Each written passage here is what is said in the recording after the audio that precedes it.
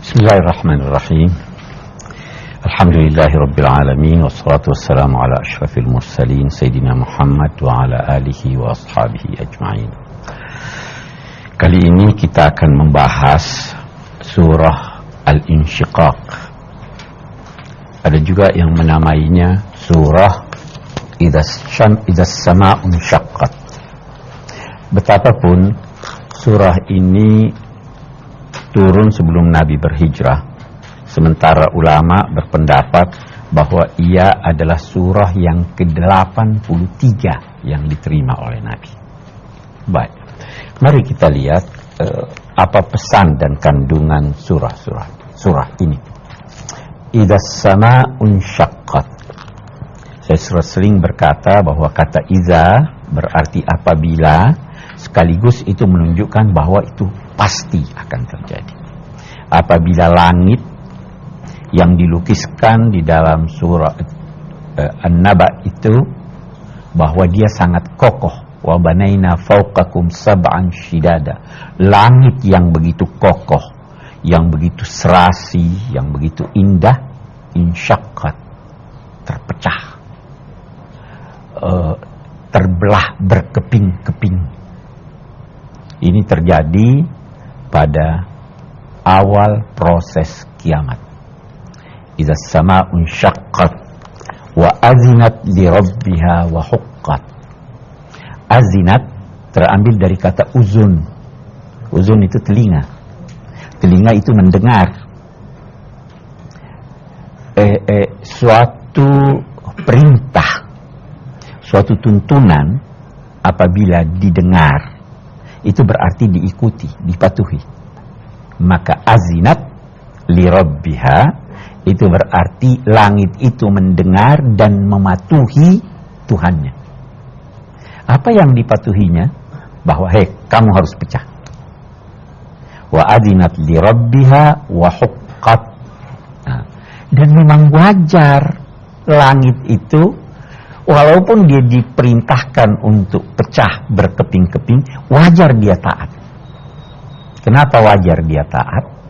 Karena jauh sebelum berfungsinya langit dan bumi sebagaimana fungsinya sekarang, sebelum dia sempurna penciptaannya, Allah sudah menyatakan padanya dan kepada bumi, i'tiya taw'an au karhan. Hai langit, hai bumi, datang patuh kepadaku, suka kamu atau tidak suka.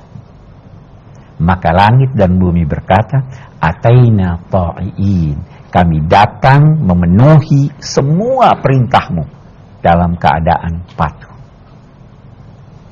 Bagian dari bumi, katakanlah air, dia patuh, selalu mencari tempat yang rendah. Api selalu membakar, kecuali kalau Allah perintahkan dia, hei api, jangan membakar, dia patuh. Seperti halnya yang terjadi pada Nabi Ibrahim, ya naru kuni bardan wa salaman ala Ibrahim. Oke. Kita lihat itu langit, wa izal ardu muddat wa alqat ma fiha wa takhallat. Dan apabila bumi ini dibentangkan. Apa artinya dibentangkan? Maksudnya, gunung-gunung kan menonjol tinggi. Karpet ini bisa ada yang menonjol ke atas. Topla ini bisa ada yang menonjol ke atas. Bagaimana kalau dibentangkan? Ditarik. Jadi berarti gunung-gunung itu diratakan, sehingga terbentang semuanya. Dalam satu ayat yang lain dikatakan, yas'alunaka 'anil jibal qul yansifuha rabbi nasfa. Mereka itu bertanya kepada kamu, bagaimana ini gunung-gunung pada hari kemudian? Katakanlah bahwa Allah menghancurkannya. Fayazaruha qa'an safsafa. Dia menjadikannya rata, seperti saf-saf yang rata. La tajidu fiha 'iwajan wala amta. Waktu itu kamu tidak melihat ada sesuatu yang rendah, ada sesuatu yang tinggi juga. Rata semuanya.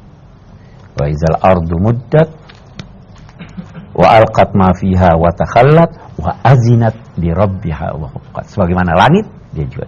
Kita mau berhenti sejenak di sini.